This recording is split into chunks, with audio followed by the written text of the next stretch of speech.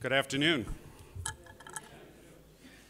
Thank you all for being here. It's wonderful to have you here. This is a very, very exciting day for not just for Drake basketball and Drake athletics, but for Drake University. I'm going to turn the podium over to Sandy Hatfield Clubb in a minute to make the announcement that I know you've all been waiting for. But before I do that, I want to congratulate Sandy and the other members of the Drake staff who have brought us to today in doing a wonderful job of finding somebody who I think is so perfectly aligned with our aspirations for Drake athletics, and for our student athletes. So it's a great day, and we're delighted to be here. And with that, I want to turn it over to Sandy.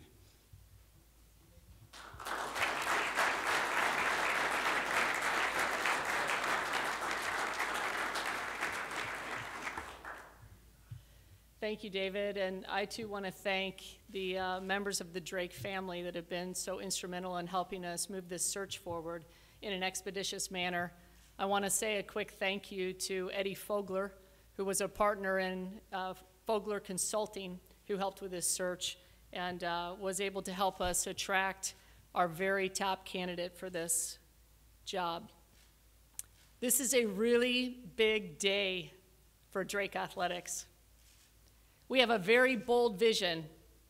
We want to be an institution that sustains competitive excellence in all of its programs. Drake men's basketball is a leader for Drake athletics.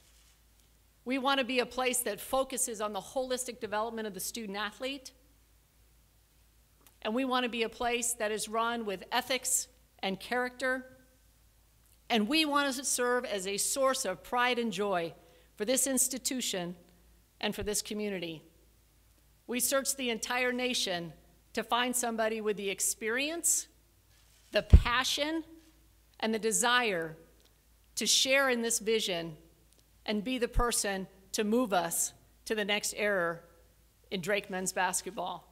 And I could not be more excited to introduce to you right now the new Drake men's basketball coach, Ray Giacoletti.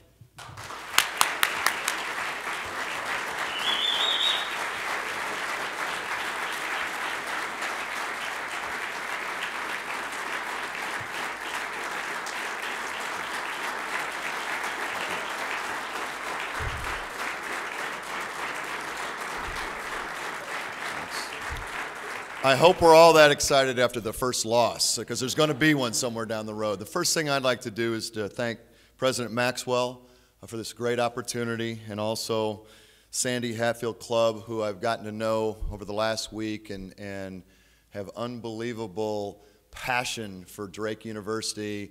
The first time I spoke with her, I got off the phone and I just thought, I've over the years had a chance to visit with a lot of ADs, but she was different and special and unique and passionate, and I was blown away. We had to go to film right after that, and it's all I could think about was my conversation with her and her excitement and doing things the right way. So I want to thank both of you for this opportunity. The second thing I'd like to do is to introduce my wife, Kim.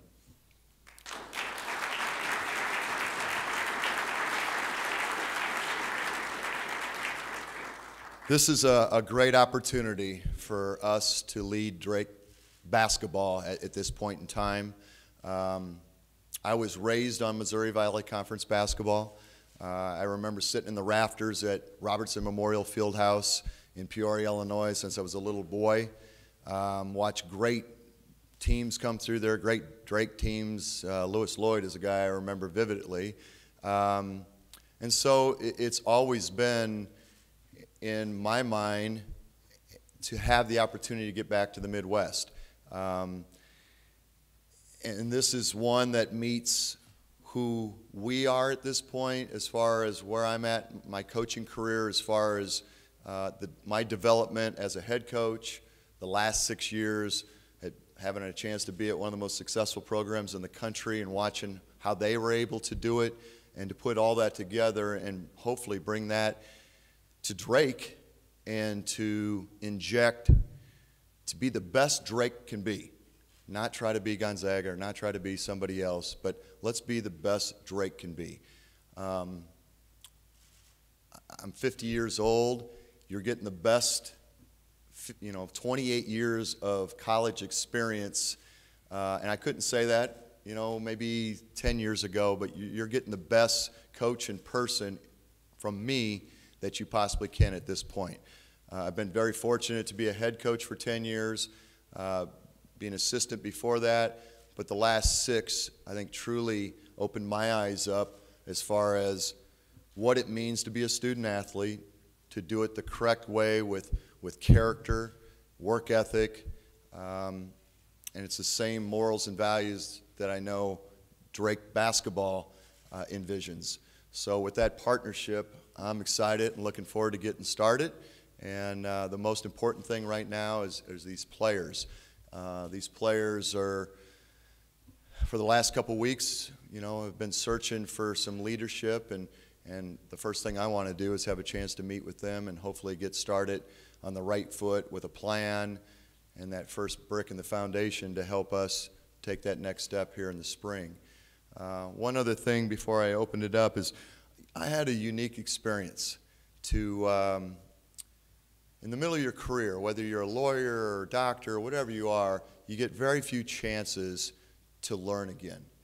And I had a unique experience. 6 years ago, getting released at Utah after 3 years, and after 2 years taking a team to the Sweet 16, I had an experience that at the time was devastating, but has made me a better person and made me a better coach because I had a chance to learn a new system. If I would have stayed a head coach for the last 6 years and had 16 years of head coaching experience, I wouldn't be the same person and coach that I am today without the experience of 6 years at Gonzaga. Gonzaga is truly a unique and special place, and Drake doesn't want to be Gonzaga. Drake wants to be the best Drake can be. But that experience for me, I think, has really opened my eyes even up more of reinforced what we were doing was correct and how to even be better in a different way to be better at the craft of coaching. So with that, I'd be more than happy to answer any questions and go from there.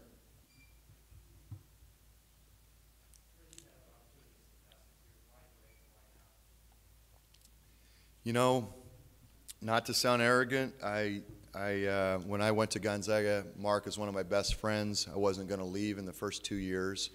The last 4 years, I've had a number of opportunities, but it was truly trying to find the right fit, a fit that was the true student athlete. You change as you grow. I mean, Sandy and I were talking about this morning, I wanted to be the head coach at Notre Dame growing up. That was my goal, vision, when I was in high school or whatever. It changes. Bigger's not better, and I don't mean that bad against Notre Dame, but as you grow and get more experience, you try to find how can I make the biggest impact on a situation, and what kind of situation does that have to be? And Drake is that place. And it's a place that I think has a real opportunity to grow the basketball program, and that's take nothing away from the history of Drake basketball. But I was looking for, I hate using the word we were looking for a place where you could grow it and grow it the right way. Grow it with good Midwest values and character and work ethic and being a student first. And Drake has all those qualities. Ray, what's your philosophy, your basketball philosophy? How do you like to play? Yeah, winning is a process, and there's small games within the game. One of the things I told the team yesterday was the team that out-rebounds its opponent each night wins 80% of the time. I mean, that's an amazing statistic on one aspect of the game. We want to be sound in each fundamental discipline of the game, but it's going to go back to playing great defense to create turnovers or getting stops so we can get out and run and push the basketball. The next piece needs to be we got to win the rebounding war. If you're going to win 80% of your games and that's all you have to do, that's a segment then that needs to be emphasized and put a plan in place so that you do those things. But we want to be a tough, hard-nosed defensive team to give us opportunities to get easy baskets in transition. It's so hard today to score in the half court in college basketball. I mean, if you're going to get in a slugfest with somebody half court, it makes it really difficult. We want to try to get some easy baskets somewhere along the way, and I think that's the way young men want to play. Coach, you mentioned that since your last stop as a head coach in Utah, the last 6 years, you've kind of grown at it, been able to grow and learn again. I guess from those of us that watched you in Utah as a head coach to now being the head coach at Drake, what are some of the differences on the court we might see? Well, the plan at Utah was in place. And I'm not going to get in. They made a decision that was their objective. But those young men went on to win 18 or 19 the next year and won a conference championship, went to the NCAA tournament. We brought 9 high school kids in the first 2 years, and that's going to be the same formula. It's not saying we won't take a transfer or a junior college player somewhere along the way, but we want to build it with guys that are going to be in the program for 4 or 5 years. You know, the thing that Gonzaga's done such a great job of is being able to redshirt players. You go back and look at Robert Sackery, for instance. He redshirted 1 year. Kelly Olynyk, as good a story as there is in college basketball this year, redshirted in between his sophomore and junior year. If you can ever get to the point to where you can redshirt 2 student athletes a year, now you really are building a true foundation, and that takes time, though.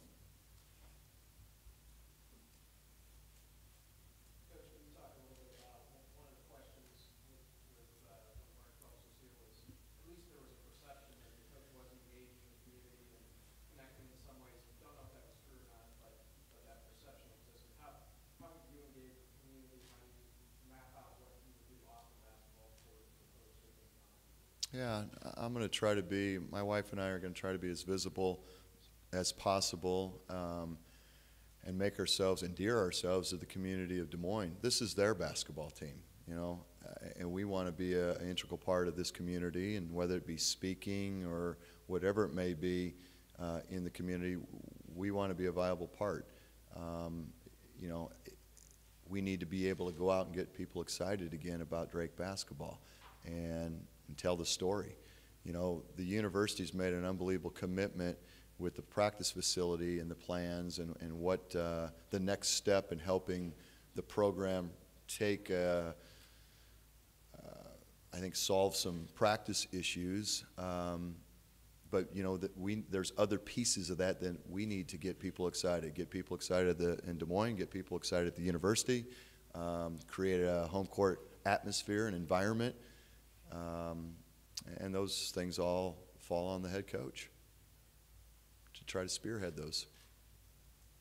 Coach, a couple weeks ago, did you have a perception of Drake basketball before this job came open? And was that perception now augmented or changed since you've been here? Well, it certainly changed after the first time I spoke with Sandy, and it took another huge jump when I saw the plans for the practice facility. The first thing we talked about, and you know, I have no reason to lie, she asked me a question about the most important aspect of, or an important aspect, may not have been the most important aspect, but I talked about a place. I asked her, do you have a place where the student athletes can get in 24/7? Because Mark has created that kind of environment at Gonzaga, a culture of getting better. You know, his favorite line is, did you get your reps up today? You know, I could be coming back from a recruiting trip or speaking someplace, and I-90 runs east-west in the state of Washington, and I could look over and see the McCarthy Center, and if the lights are on, I'll stop in and see who's in there. There's 4 or 5 of our guys at 11 o'clock at night, you know, shooting or working out or doing something, and that culture of getting better, you have to have a place where you can get into, and there's a basket and a ball and you know, a way to turn the lights on. And so this practice facility is going to give Drake basketball that opportunity.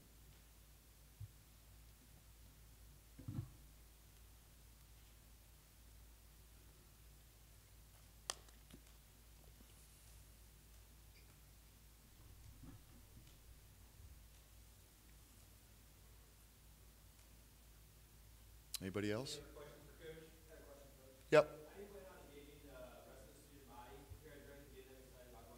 Yeah, we're going to have to get out to the fraternities and sororities and the residence halls and shake some hands and meet some people and get people excited. I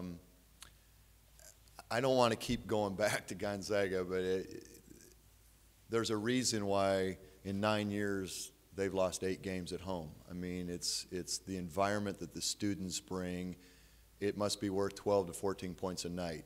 I've sat there the last 6 years scratching my head thinking, I've never seen anything like this before, how that kind of enthusiasm and excitement, what it can do to a team, and just create such a unique environment to where it inspires your team to be the best it can be. And we want to get the students involved in a big way. And it's their program as well as Drake's program or the City of Des Moines program. And so it's a huge, huge part to this whole process. And our guys need to be able to do a great job within the community of the university, interacting with other students and being a part of the university experience. Coach, can you use that breakdown in your recruiting philosophy, the type of student athletes you're going to be looking for? I know you've had success recruiting internationally in the past. First thing we need to do is keep the best Iowa young men, student athletes at Drake University. That's the first piece of the puzzle that we need to establish.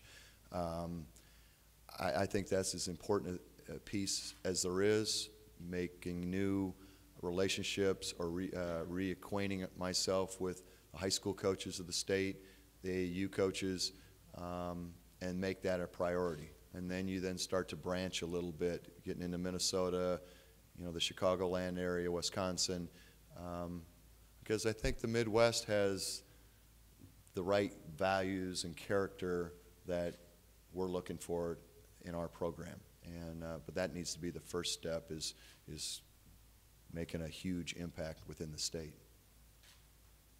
Do you have any ideas about assistant coaches at this point? I haven't yet. You know, it's been such a whirlwind, to be honest with you, from last Saturday to where we are today, that I haven't had the chance to sit down and think about that. But I've been on a plane long enough to write some notes down and try to have 6 or 7 objectives that we need to try to fill with our staff. Anybody else? Great. I appreciate you all coming and look forward to having a chance to meet each and every one of you. Thanks for coming today.